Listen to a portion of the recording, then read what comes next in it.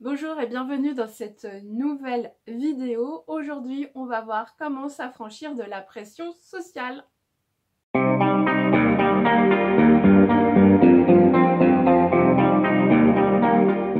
Si tu ne me connais pas encore, je suis Laurie, je suis coach et j'accompagne les femmes à se libérer de tout ce qui entrave leur épanouissement.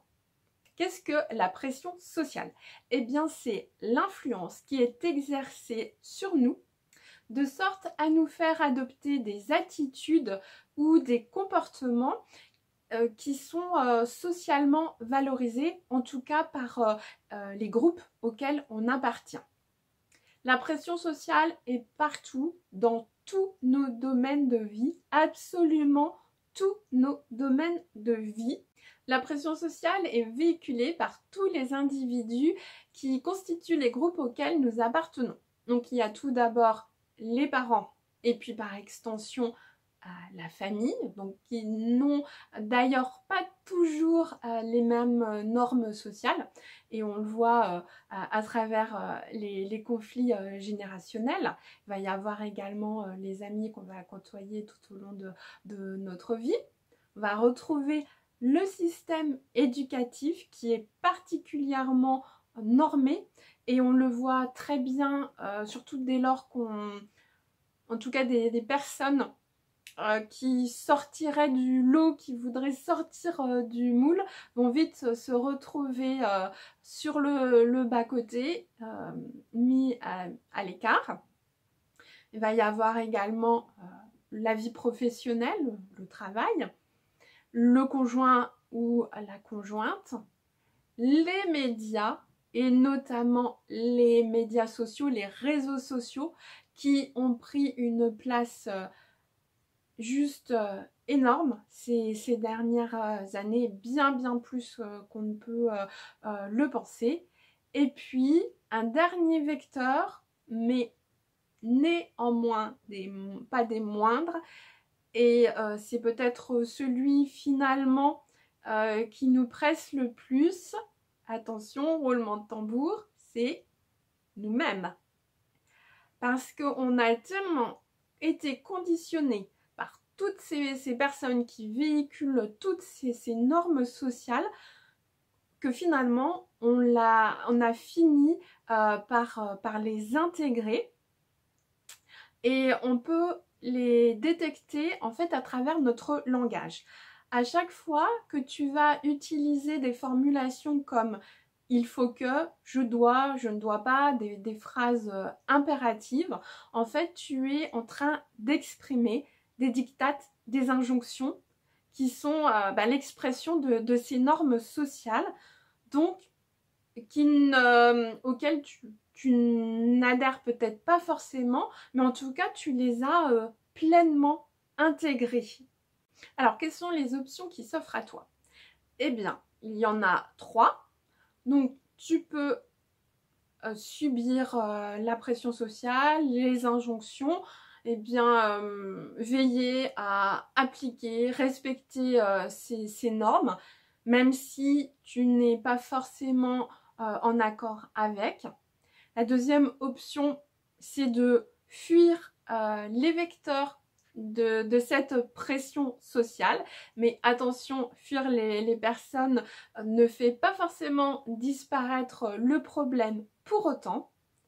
Et puis la troisième, c'est plutôt de reprendre le contrôle et t'autoriser à penser que tes choix de vie ne sont pas contestables, ils n'appartiennent qu'à toi et ça demande finalement de ne plus laisser le pouvoir aux autres.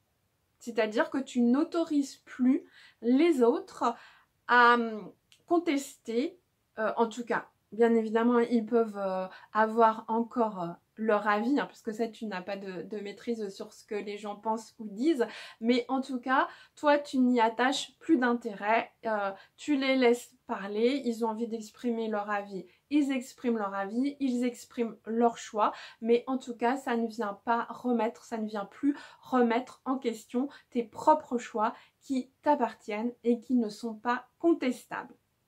Alors, comment faire dans la pratique? Alors, tu peux commencer par des choses vraiment toutes simples. Comme par exemple, oser dire non à une invitation. Voilà, on te propose d'aller boire un verre. Tu n'avais pas franchement envie. Ce soir-là, tu avais prévu de te faire un petit plateau de télé et de t'emmitoufler dans ton plaid devant ta série préférée. Tu n'avais pas envie de sortir. Eh bien, tu refuses l'invitation et tu n'as même pas à inventer de prétexte. Tu dis non, tu ne te justifies pas. Voilà, première possibilité. Autre possibilité, tu peux solliciter un rendez-vous avec ton boss pour demander une augmentation parce que comme tu le sais, tu as plus de chances d'obtenir si tu demandes plutôt que d'attendre, d'espérer en fait que ça vienne tout seul. Tu peux également profiter d'une activité, faire quelque chose qui te plaît, même si ton entourage n'apprécie pas particulièrement. Voilà, c'est le genre de choses, de petites choses que tu peux t'entraîner à faire au quotidien. Surtout à chaque réussite de tes missions, célèbre-toi, sois fier de toi. Et puis au fur et à mesure, tu peux augmenter le niveau de difficulté. Tu peux voir ça en fait comme des défis, des petits challenges et comme un jeu tout simplement. Voilà, ce serait le mot de la fin. Amuse-toi, challenge-toi, lance-toi tes défis et sois fier de toi. Si tu veux approfondir le sujet, je t'invite à écouter l'épisode numéro 4 du podcast Les Cosmopolitanes. Et si tu n'es pas encore abonné à la chaîne YouTube, c'est le moment de le faire. Donc n'oublie pas d'activer la petite cloche pour être averti des nouvelles vidéos. Je te dis à très vite. Ciao!